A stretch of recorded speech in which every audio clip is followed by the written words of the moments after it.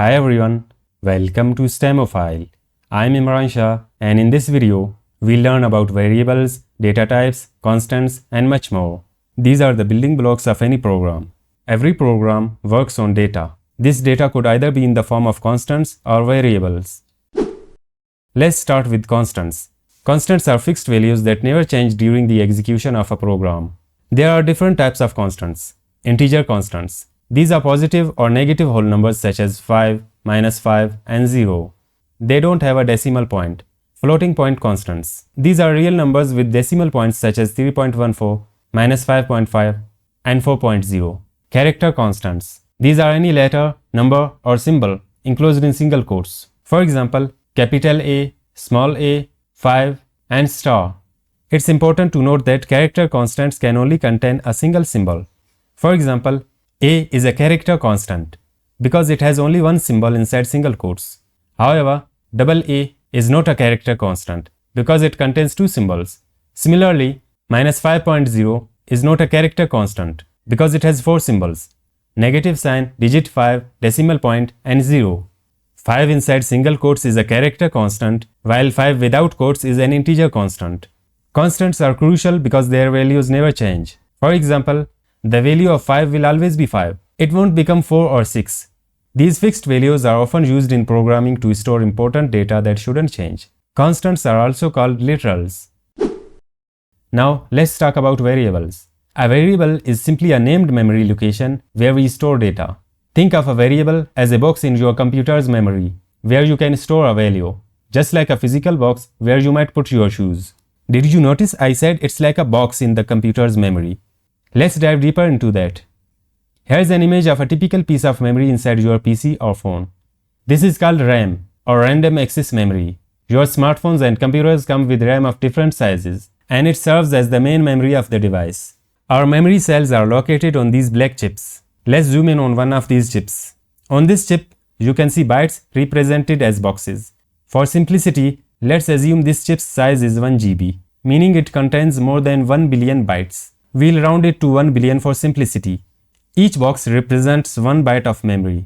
So, if this chip contains 1 billion bytes, we can say this is the first byte, this is the second byte, this is the third byte, and so on, and this very last byte would be the 1 billionth byte. These byte boxes are extremely small, and it's not possible to show all 1 billion bytes on the screen. These byte boxes are conceptual representations, not physical depictions. So, the variables are created here. Let's talk about how variables are created and used in programming. First, let's create a variable. Int a semicolon. A variable can only hold a specific type of value. Before using a variable, we need to tell the compiler what kind of data it will store. For example, it could store integers, floating point numbers, or characters. In this case, we want to store an integer. So we use the keyword int, which stands for integer. After that, we give our variable a name.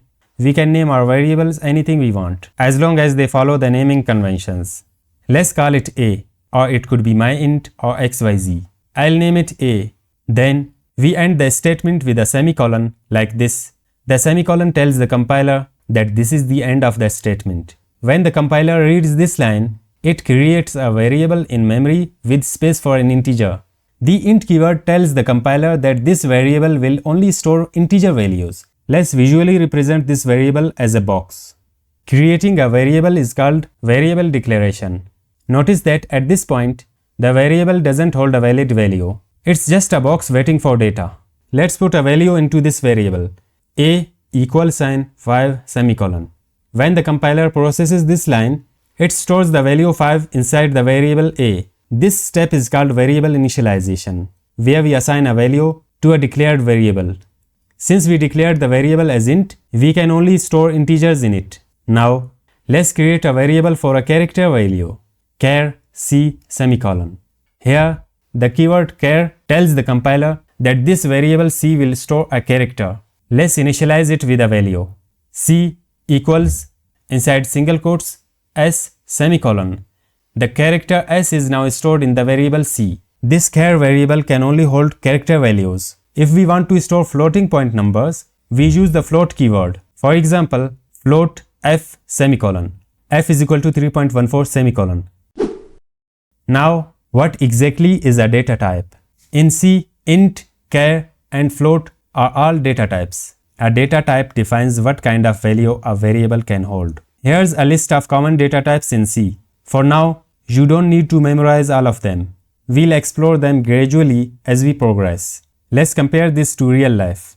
Imagine you have water and shoes. You can't store both in the same container. You would use a bottle for water and a box for shoes. Similarly, in programming, we use different types of variables or containers to store different types of data. The size and type of these variables also differ. For example, the size of char variable is 1 byte in memory. A float variable is 4 bytes. On modern systems, an int is typically 4 bytes, but on older 16-bit machines, it was 2 bytes, and a double is 8 bytes. The double type allows us to store larger floating point numbers. These are 4 basic data types, but there are more in C, including void type, which we'll cover later. Let me bring up the previous diagram of memory. When the compiler reads this line, int a semicolon, it creates a variable of int data type in memory, which takes up 4 bytes. Here's our variable filling up 4 boxes. These 4 bytes are now reserved for this variable, and the following bytes remain free. Why does it take 4 bytes? Because the size of an integer variable on most modern systems is 4 bytes. On older machines, however, an integer might take only 2 bytes, which would look like this. Similarly, when the compiler reads the line declaring a float variable, float f, it reserves 4 bytes for that variable, as float also takes 4 bytes in memory. And when it encounters a double variable, it allocates 8 bytes, since double is larger and takes 8 bytes in memory. Finally, for a char variable, the compiler reserves only 1 byte, since the size of a char is 1 byte in memory. You'll notice that int, float, and double variables appear as rectangular boxes in the diagram. But throughout this series, I'll represent every variable as a square box, no matter how many bytes it takes in memory. Now, when creating a variable, there are important rules and naming conventions you need to follow. Rule number 1. The variable name can only start with a letter or an underscore. For example, myvar and underscore temp are valid. It cannot start with a number such as second value. Rule number 2. A variable name can only contain letters, numbers, and underscores. You can't use spaces or special characters like @ $, or hash. For example, my underscore var2 is valid, but my @var is not. Rule number 3. Variable names are case sensitive, meaning myvar with an uppercase m and myvar with a lowercase m are considered two different variables. C is a case sensitive language, so you need to be careful when using uppercase and lowercase letters. Rule number 4. You can't use keywords as variable names. I'll show you a list of these keywords on the screen now. Keywords are words that the C language reserves for specific purposes, like int, float, and return. These words can't be used to name your variables. It's a good practice to use meaningful names for your variables so they describe what kind of data they hold. For example, if your variable stores a user's age, naming it age is meaningful than just a or xyz. We can declare and initialize variables on the same line. For example, int age equals 20 semicolon creates a variable named age and stores the value 20 in it. You can also initialize a variable using another variable. For instance, int a equals 10, int b equals to a. This means b is initialized with the value of a, which is 10. Additionally, you can declare multiple variables in one line by separating them with commas, like this: int a, b, c, semicolon. If you want to initialize multiple variables with the same value, you can do it like this: a equals b equals c equals 10. This sets a, b, and c all to 10. Garbage value. When we declare a variable and it is not initialized yet, it is not empty or set to 0. Instead, it contains a random value. And this is what we call a garbage value. We'll learn about garbage values and how to handle them in upcoming videos. For now, just remember, always try to initialize your variables to avoid unpredictable results in your programs. Here is a quick question for you all. What data type would you use to store your age? Drop your answers in the comments below. Please subscribe to my channel and hit the like button if you enjoyed this video. Don't forget to share it with your friends. See you next time and happy coding!